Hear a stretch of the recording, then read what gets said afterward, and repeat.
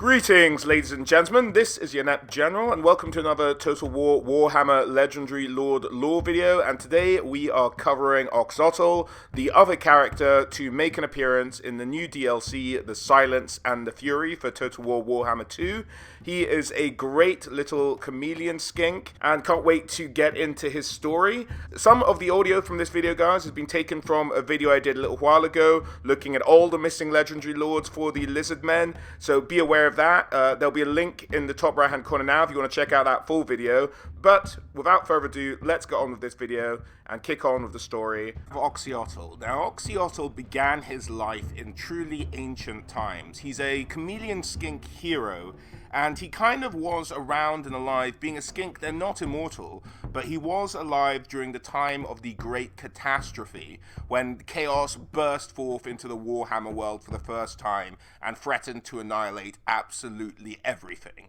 Now, he was based out of the city of Pahox, and that's where he was kind of primarily working out of, him and his fellow unit of chameleon skinks. Now, they were a very efficient chameleon skink unit, and he in particular was a truly gifted hunter.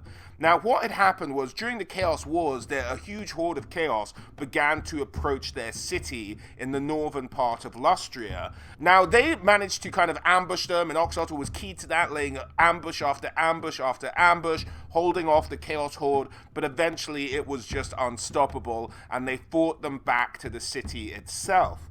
Now, the Slan Mage Priest in charge of the city at the time, who was a Slan by the name of Pakaxlan, I think it was, and he had decided, like, oh god, we need to get rid of this Chaos Horde, so he was going to invoke a spell known as Nova Blast. Now, throughout the Great Catastrophe itself, from the time of the emergence of Chaos, the old ones who had taught the Slan how to use magic, who had bred the Slan, who had invented the Slan, even, if you will, had left, and since then, the Slan had begun to become progressively weaker, with less grasp on the winds of magic and some of the more powerful spells that they had when the old ones were around. And using this Nova Blast spell, Pakaxlan started to invoke it, but all too late did he realize this was a terrible mistake, and the Chaos Sorcerers and the Chaos Gods themselves seemed to kind of combine, and there's some idea that they tricked this Slan Mage Priest into using the spell, and they used him tapping into this vast amount of the winds of magic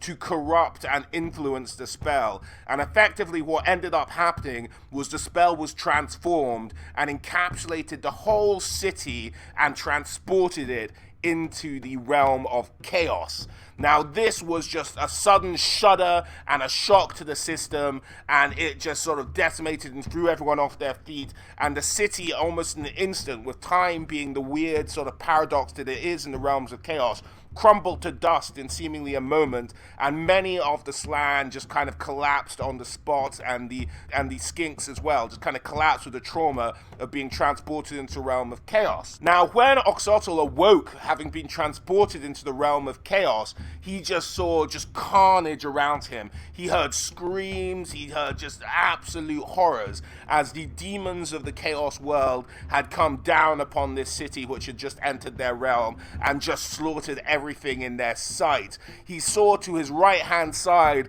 his Slan Mage Priest just being eviscerated and having chaos demons playing around in his intestines. It was just horrific. Now, Oxyotl, being a chameleon skink, immediately managed to vanish from view and escape this slaughter that was happening in the dusted ruins of his old temple city.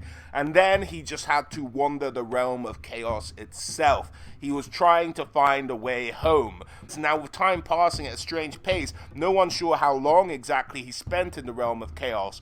But over time, because he couldn't be seen, demons kind of ignored him, but they started to be able to sense his presence, either through smell, or just through like his own biological energy, or however demons bloody sense something. They started to be able to sense him, and so he had to start to be a bit clever about how he got about in the realm of chaos. To combat this, he'd often kind of bathe in the blood of demons to try and hide his scent, his sort of biological signature, if you will, and that's how he'd go around, kind of half hidden, half covered covered in blood. I'm not sure how that would work, but there we go. Maybe there's just so much blood in the realm of chaos that he would just hide in pools of demon blood, and that whenever anything was around, and that's kind of how he got about. But that's what his survival was. A one man alone, or one lizardman even, alone in the realm of chaos, surviving for God knows how long. Now, in the mortal realms, some 7,000 years passed, and eventually it was, I think, I might be wrong on this, but I think Teto Echo actually managed to predict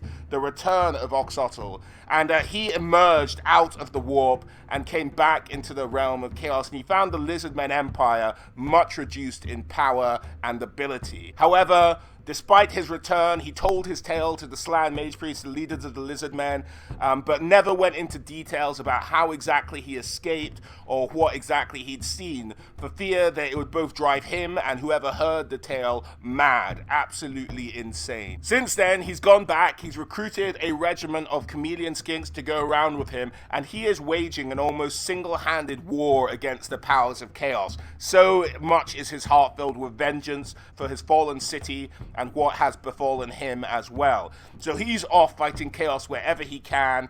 He fought off the demon legion at Zahutek when a greater demon, the Zinch, appeared and started to corrupt the pit of sorrows of that city, which is their spawning pools, effectively.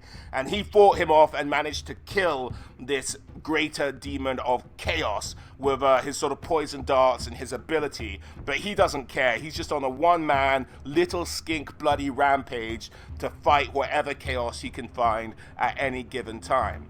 And that's kind of his story. Now, as for his rules on the tabletop, he is obviously a hero, but he does have a couple of special rules. He has the sniper special rule, which on the tabletop is very different from the rule as we see it in Total War Warhammer series, whereby in the Total War Warhammer series, it means you can shoot at an enemy without uncovering yourself. Now, that could be fun if you gave him increased range, and maybe give that to all chameleon skink units in his army as well, if he's ever given one.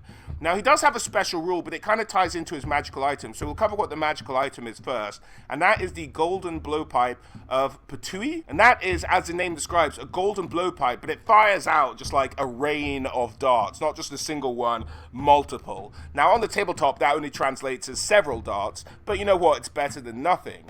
So he can fire out 3 darts at a time, and the idea is his special rule is something known as Master Predator, which means that when he hits on a roll of a 5+ on a 6-sided dice, he would automatically wound the character he was aiming at. But he's a fun little character, and I do like his little war on vengeance, and just him going around just trying to kill any chaos thing he can, and the fact that he's a bloody hard ass, having survived in the realm of chaos and returned alive.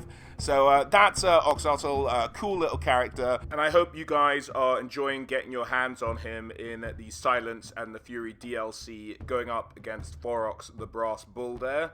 But that's about it from Oxyotl. Hope you guys enjoyed this video, and as always guys, I hope to catch you all on the next one.